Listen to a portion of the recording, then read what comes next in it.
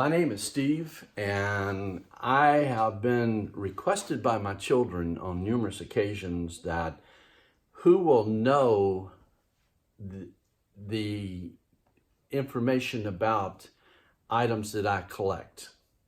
And I do collect a variety of things, going from MGs to baseball to you name it. And I today would like to just give you a overview of some of the things that I do collect. And I think the best way to do is let's start right here.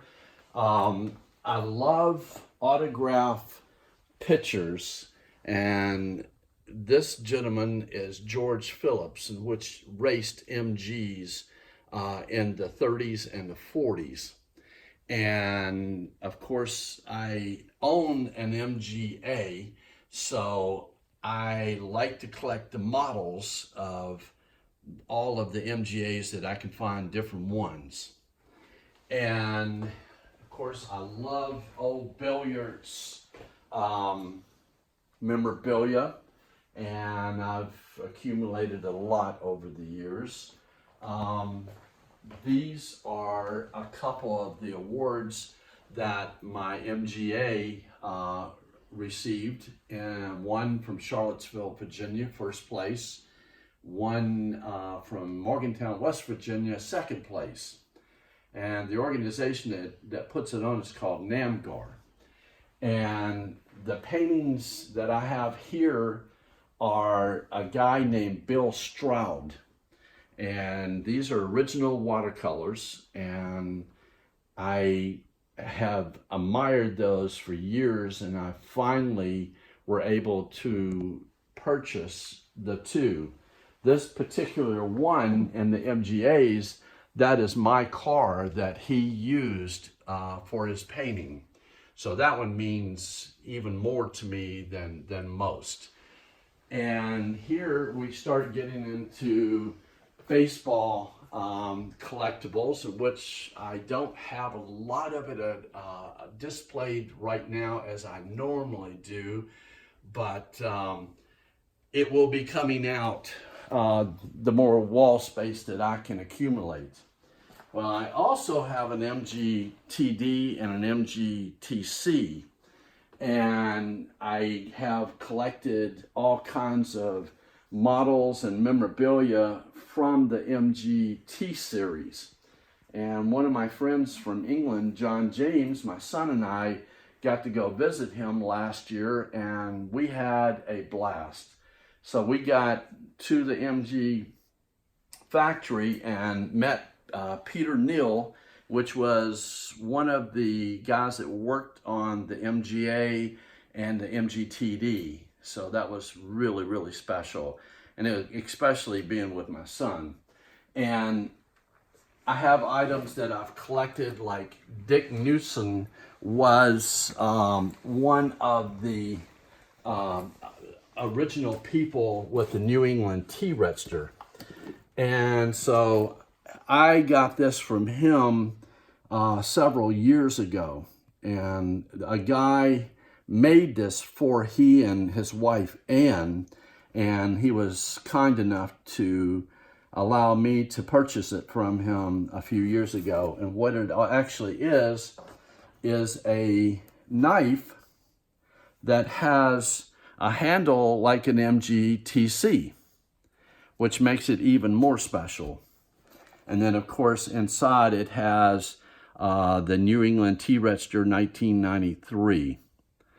And so that will never, ever, ever part from me, ever. And then of course I have all kinds of baseball memorabilia in here, like Reggie Jackson's original cap. His number before he was 41 was actually 7.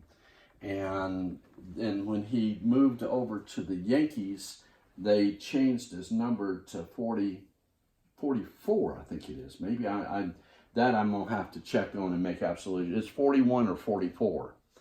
And I have all kinds of little statues and signed pictures and and all kinds of different memorabilia, which we'll get into more as we have other episodes of this, in which we would like to do one on a regular basis.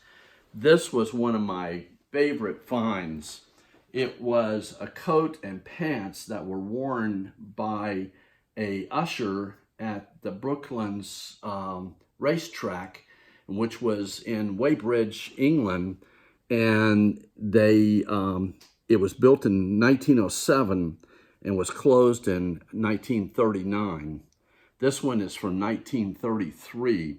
It's got the airplane buttons and the Brooklyn actual badge on the pocket, and it's a museum piece is what it is. And I was fortunate enough to find this on eBay one night, and so one day it'll probably be donated to the Brooklands Museum. Moving on, my cars have been on Totally T2 magazine, which that is my TD. This is my store with two of my cars out front, and which was also was on the front cover of Classic MG magazine. And then my all-time favorite, my granddaughter drew me my MG, and that's very special because it's a one-of-a-kind. And then of course I have the books. I probably have close to 300 books. Most of them are all signed. Barr Lyndon was one of the big sports writers from the 30s, and each of the books that I have from him are autographed.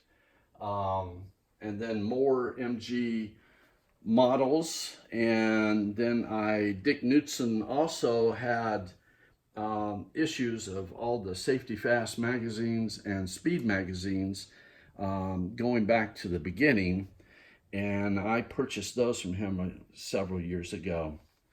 This was the mascot for the MG factory fire department.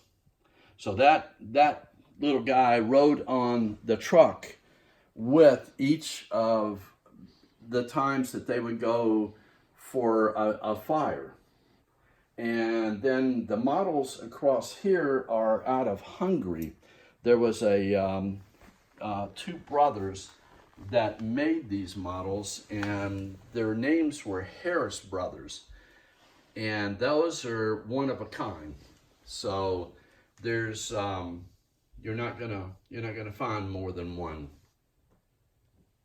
And I was lucky enough, as much as I love Brooklands, I found a piece of the original racetrack that when you bought a Rolls Royce, they would give you that box with a piece of the racetrack inside of it, which is the only one I've ever seen.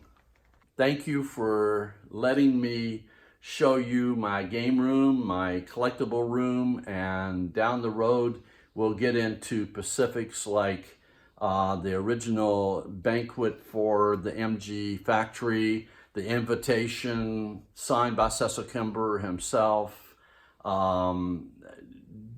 George Phillips that worked on the competition team and also ran the parts department in MG for several years. And we have several things signed by him as well. And so we'll get more things out and more things for you as the weeks go on. Thank you.